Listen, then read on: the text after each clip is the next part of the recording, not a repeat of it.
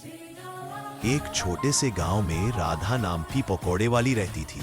उसके पकौड़े इतने मशहूर थे कि सुबह से शाम तक उसके ठेले पर भीड़ लगी रहती।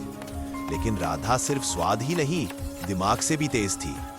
अरे भैया, गरम गरम आलू के पकौड़े लो, एक बार खाओगे बार बार आओगे।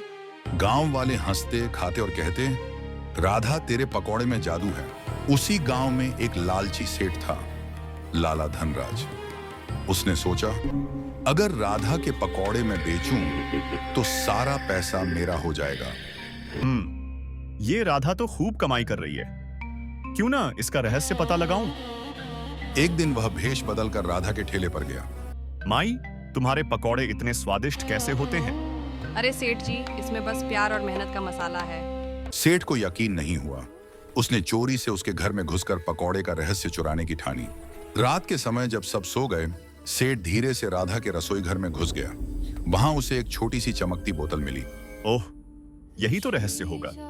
ये कोई जादुई तेल है शायद। वह बोतल उठाकर भागा, लेकिन तभी दरवाजे पर जादुई साधु आ गया। सेठ डर गया और बोतल गिर गई। उसमें से नीली रोशनी निकली और बोली, राधा का जादू उसका सच्चा दिल है।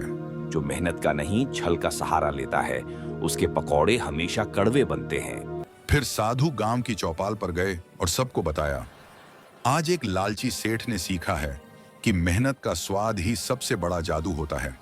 गांव वाले तालियां बजाने लगे और राधा मुस्कुरा उठी। अगले दिन से सेठ ने खुद पकौड़े बेचे, लेकिन उसके पकौड़े जल जाते, स्वाद बिगड़ जाता। ये क्या मुसीबत है? वही आटा, वही तेल, पर स्वाद गायब। वहीं राधा मुस्कुराती रही। उसके पकौड़े अब और भी स्वादिष्ट लगते। देखो भैया, दिल से बनाया खाना ही सबसे बड़ा जादू है। सेठ को अपनी गलती का एहसास हुआ। उसने राधा से माफी मांगी। मुझे माफ कर दो, मैं लालच में अंधा हो गया था। सेठ जी, माफी सबसे बड़ा पकवान है जिसे हर कोई खा सकता है। कहानी यहीं खत्म नहीं हुई। एक दिन फिर वही साधु लौटा। राधा, तेरी सच्चाई ने मुझे प्रभावित किया है।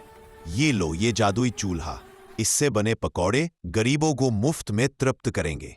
अब राधा रोज शाम को गांव के गरीब बच्चों को मुफ्त में पकौड़े खिलाती।